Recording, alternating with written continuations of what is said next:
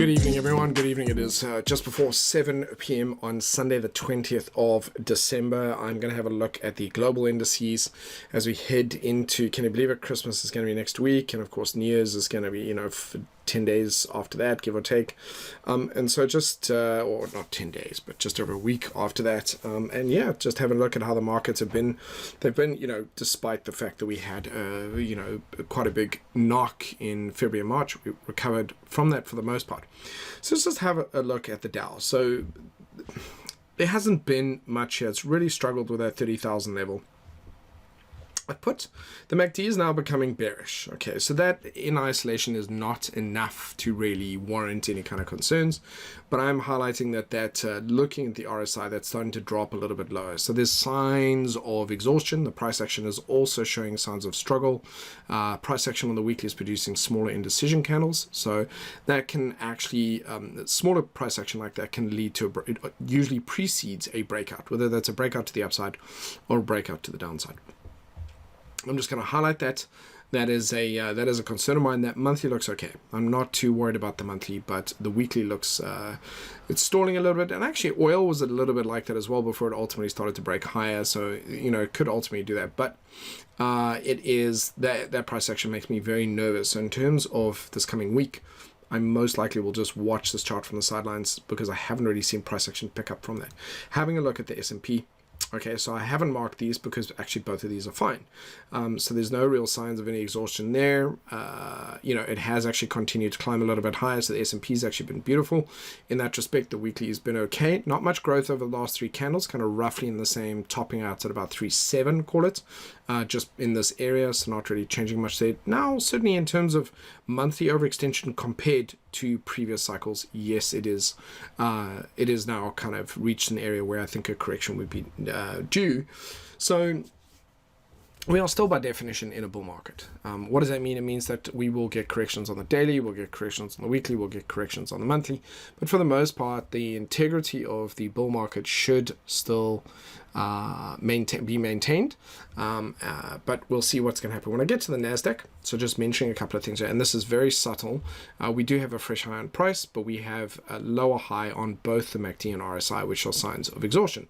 What does that mean in terms of how this could play out? It means, yeah, you could get a reversal where price is now, but not necessarily. You can actually have, if I just quickly go to my drawing tools here, which I don't often do when I'm on these videos, but if I do go to this, there is, of course, what could happen subsequently is that price does another pullback and another move up.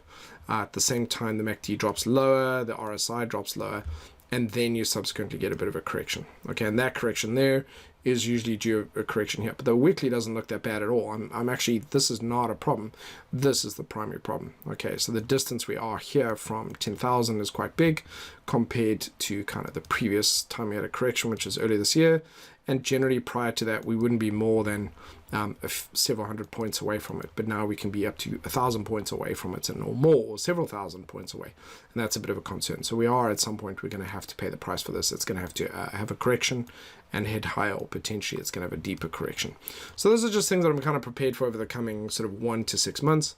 But this is what I'm looking for. So there's a higher high in price here that's terribly drawn, and we've started to show a little bit of exhaustion here. So price can consolidate. There's a couple of different ways in which it can deal with that. Price can consolidate and then break out, and that will get rid of that kind of exhaustion phase there. It can just take a bit of a breather, but it is at some point going to have a correction on that monthly. And now part of the reason it could potentially be climbing is because of stimulus talks and stimulus. So it's not really real money coming from citizens across the board. It's a combination of 1%ers extra cash flow, and of course stimulus cash that could potentially be driving it higher. So technically it's forming a bit of a bubble. My only concern really is that monthly is a bit of a problem. The weeklies don't look so bad in some cases. The daily just showing some subtle signs of potential weakness, which just makes me a little bit more cautious. Having a look here at the mini Russell, trending beautifully, very nice and bullish. That monthly also pushing on towards 2,000, and we're starting to get into slightly smaller candles. So 2,000 could turn out to be a bit of a ceiling this week and then provide a reason or an excuse for the market to pull back into these previous highs. That is a possibility here. I have to say though, the momentum indicators are nice and healthy, so there's no signs of weakness there. Then we come across and have a look at the FTSE. So the FTSE here is struggling with 65550. I'm very happy to say that it did break through 63, which is what I wanted. Significant level. The RSI looking fine, MACD looking a little bit exhausted, but I'm not too concerned with that just yet. But yeah, we've got a lower high here, so we could potentially see price break and it maybe potentially come back down to 63 again. So that's a possibility. But otherwise, I mean, overall, it's certainly not showing massive signs of exhaustion. If there were any big corrections this week, I would kind of be surprised because there are very subtle hints of it as opposed to very overt signs of it. I'm just highlighting that they have certainly started to creep in. So again, we've gapped up, bearish candle here, potentially wanting to close the gap, maybe come down. This is now on the DAX. And this is kind of, again, that RSI is fine. No problems there. MACD is looking okay. It's not the best I've ever seen. It's looking okay. That price action on the monthly, I really want to see it break through this level. I want to see that happen because 2021, I'm thinking 2021, I will see the markets keep going. I do want to see a correction so that we can continue to go. But what I don't want them to do is to potentially fail here, because then the implication being that the whole of 2021 we could spend trying to get back over the line. But if they can push through here and then have a correction, that means 2021 frees them up to continue to grow. So that's just the implication. It's kind of like having a torch in the dark. I can only see a little bit away ahead in front of us rather than a lot further into the distance. So here we've got this confirmed uptrend looking on the French CAC, broken up. We're bang into 5.5, give or take. We're struggling a little bit there. I will mention though that MACD looks particularly bearish and the RSI has absolutely started to trend low. The combination of these two could indicate that there's going to be a correction this week, and that correction would be on the weekly. So that weekly would be coming back down potentially into these areas. So this chart, this specific instrument looking quite bearish. Euro stocks as well has been trending higher, approaching 400, which is a key monthly level. That monthly chart looks great. That's a historical level of resistance. And noting there's a subtle drop in the RSI and MACD as well. So a little bit of weakness here. The CAC looking the weakest of the bunch, but there's a little bit of it present in this one as well. Then moving on to the Nikkei. Nikkei bumping its head right up there at 27,000. Fantastic breakthrough there, but a pullback to test this for support and a continuation would also be healthy, perfectly acceptable, even down towards 26,000. And there is absolutely a kind of a drop in the RSI and a drop in the MACD, hinting at some exhaustion there as well. So there's a few of these that are showing some exhaustion, and therefore they might consolidate or might take a bit of a correction this week. I'm just going to keep that as an idea that potentially could play out. Also looking here, for example, at the S&P ASX 200 in Australia. We've got higher highs. We're at a key level 6,700. You can see that weekly price action starting to show some signs of a struggle there. And then, of course, we can see we're now approaching this kind of level of support, which could be resistance here on that monthly time frame. But there's definite sort of bearishness starting to creep in on both the RSI and MACD.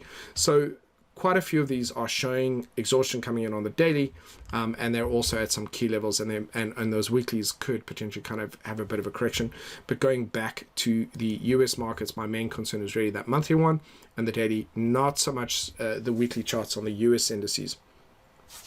And so any kind of a pullback in the daily, but if we did have quite a steep pullback here, that I'd be watching for it to break those lows, because then that would imply a weekly correction. So there's just some exhaustion showing in some of the markets. If I'm not going to be trading this week, it doesn't matter. If I'm going to be trading this week, it means that I do want to be cautious. As I said last week, the markets overall are bullish, but I'm looking kind of for a real strong commitment. It just means that when I am trading them, I'm taking profits at 1-to-1, and I'm watching that 4-hour time frame to see if any kind of bearishness starts to creep in there. And of course, just am aware of that. At some point, I do anticipate in the next 1 to 6 months, we should have quite a big correction on that monthly basis. But in the meantime, just being a little bit more cautious as we go. And so that's really kind of, to sum it up, that's what it is. That's where my concerns are coming in. Quite a few of the charts are showing a bit of exhaustion, and the US charts potentially showing where they might have a bit of a correction. And so it just means I'm going to be a little bit more cautious, or alternatively sit this one out and just watch from the sidelines.